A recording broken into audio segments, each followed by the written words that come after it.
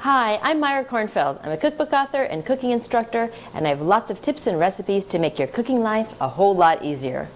Today I'm going to make calamari in padella. That's calamari in a cast iron skillet using the wild Pacific calamari from Vital Choice. I have here some breadcrumbs that I made from a stale loaf. I grind them up and leave them in the freezer so they're ready anytime. And I'm mixing in a couple of cloves of minced garlic. And then I'm also adding some minced anchovies and a sprinkling of salt.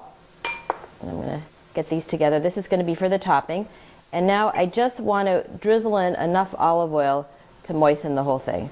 So I'll mix this in. I might add another little splash. We just want it nice and moist because this is going to go into the broiler, this topping.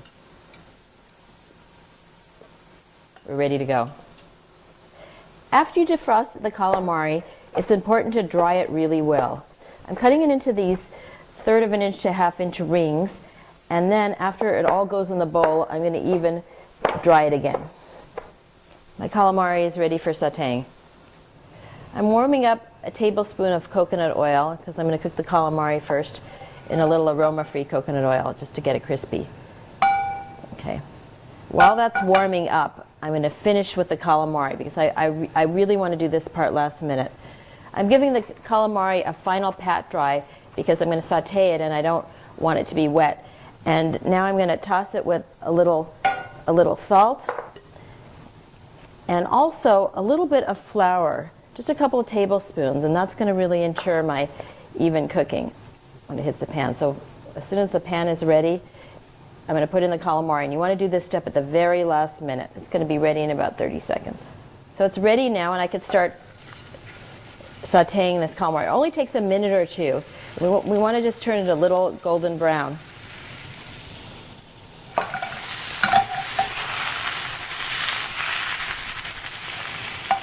Okay, this calamari is now ready to get into the cast iron skillet. So I'm transferring this calamari to an oven-proof dish. I'm using this 6-inch cast iron skillet, but you could improvise and use something a little larger. You just want it to be broiler-proof because we're going to broil the top. So once you get the calamari in, it's so nice to give them a squeeze of a lemon. 1/2 a lemon is perfect. And then a sprinkling of black pepper. And now we're going to top them with those breadcrumbs that we just made. This is ready to go in the broiler.